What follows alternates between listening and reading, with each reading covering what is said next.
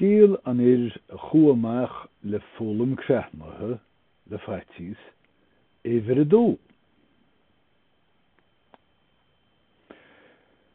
Maidin le hairíon lé, deire an tógánach, de chur siocha deirige duna fóca do bhúil sé an bóchar. Agus deirech sé leis féin go minic ar bhealach, do bhéan creatha le faitíos. Do hála go dánig fearsús leis, agus nuair a bhíor ar an móchar tamil gear na dhiair sin, I náith de bhaca siad cruch ina seasa dúirt an fear leis. An bheith tú an crán sin, áit ar chunne mór heisir daoine banis iníine an teadra, agus a bhfuil inis ag fólam éitiile. Saí faoin na bon agus fan go dtioctha an oíche, agus mó bhóide duit go grinneófar as sin go maidin. Muna bhfuil níos smó ná sin de déanna, dúirt an tóglach, is foras sin is ríochtnú, agus má ólamím cleatha choréis sin is leatsa a bhaith má chuig ranna díag airgid. Filar eis chugumsa gomach ar maidin. Chua an tógánach agus do hí sé faoi bhonna cruise go dánig an oíche. Do bhí an oíche fuair garmh, agus rinne sé tine ó féin, ach dacha an bheith an oíche, diompa an oíche an úr, cho fuaras nach bhétar sé féin a chuineáil te. An sin de réir mar neartaíú an ghaí, hí na conablacha a bhí crochta ar a grois ag bóla faoi chéile, ionas go raibh siad ar fad ag boga ina I chéile. Dúirt sesin leis féin.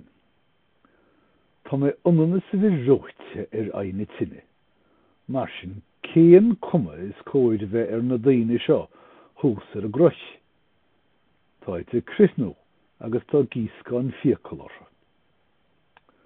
Mar do bhí sé de chraoch, deire sé sús ón tine, fuair sé dréimire le heis na cruise ina heasa, do chur sé ina haí, chuair sé sús, agus do scaoil sé iad duine le duine I níochéile, go raibh an mór heisir an úsaige. An sin do chuir sé sús an tine, do dhearg sé I go maith, agus do chuir sé iad ina saí impe, ionas go mbeadh siad dá ngára. Do héadar an sin gan corú, nó gur ghlach a go déad I tine. An sin nuair a chonig sé sin dúirt sé leo. Muna dúirtha sibh airghaí féin, crochad sa sús ríisibh. Ach mar nár chúla na daoine marfa de bhíadar bálamh, begói leis, agus de bhí a gertechaí dóite. Imi sin do ghlach sé fearg, agus dúirt sé leo. Muna bheice sibh timpeall oribh, agus a thuirtstaí féin, níl neart agam sa oribh, ach ní olann geod sibh a ró.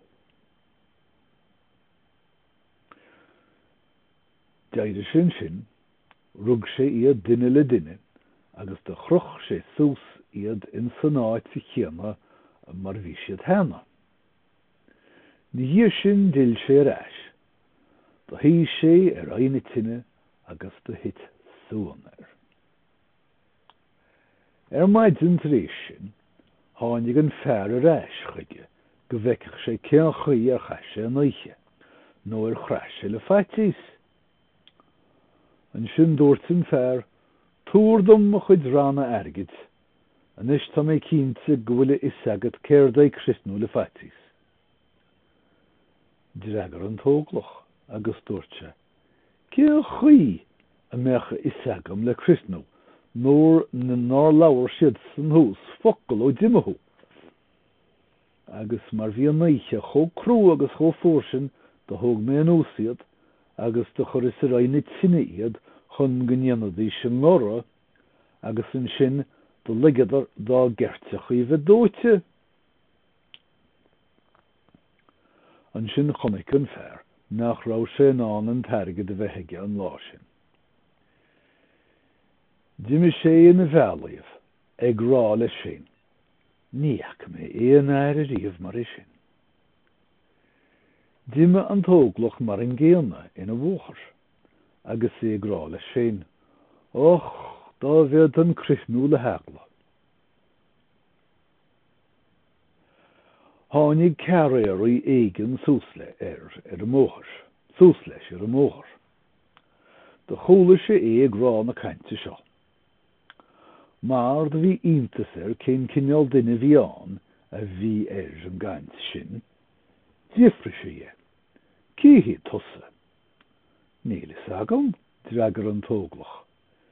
Dír an caréirí a ríiste. Cudí glúis tú. Nílas agam a dúirt se. Cíhí dair a diafra an fearr de fós. Níl cead agam sinna inseacht a dúirt san fearr óg. Mar sin a dúirt san fearr eile. Cén sort chlásán agus caint dí chéile sin ort shríd de chuid féasóige. Muise a dúirt san fearr óg. Is trúcham nach féidirm crisnú le feitís, ach ní éan duine be a áile bhúnasta mé. Lig háart a dhí chéile a dúirt an tamarthóis.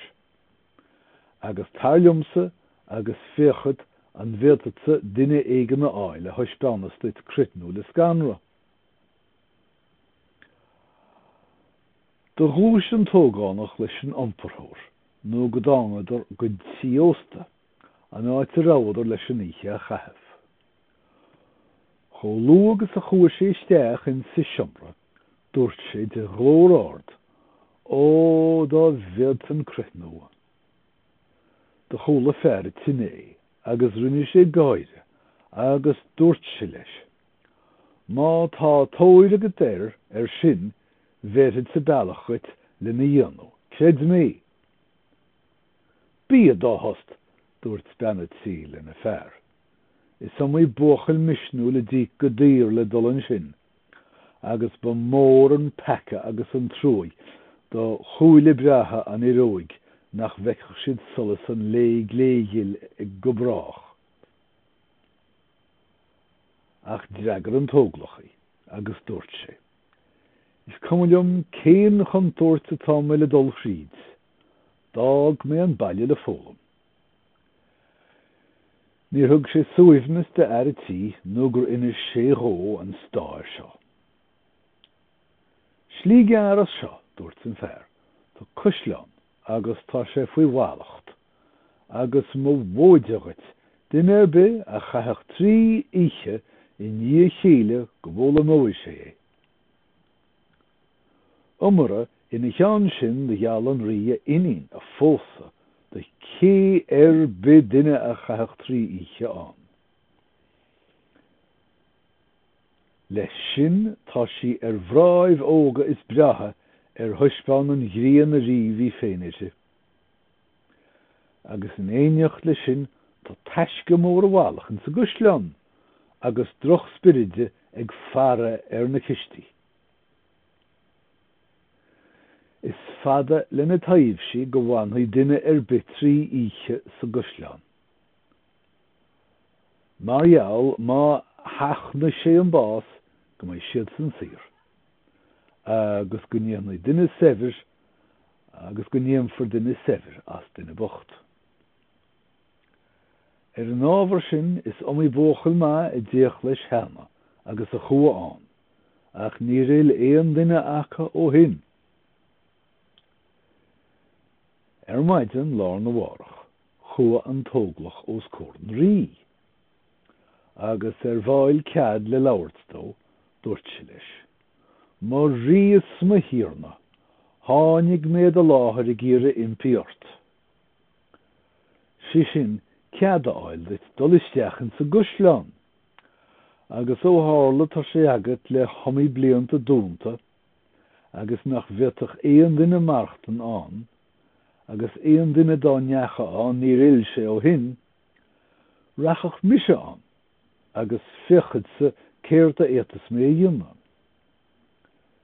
Déach an riar, agus lach sé gan mór a bhcantocht, agus dúirt sé leis. Tá cead agat 3 nithe áirithe a íri, ach nach nithe síalta iad, agus féad tú a dúirtisteach sa gusleán leat.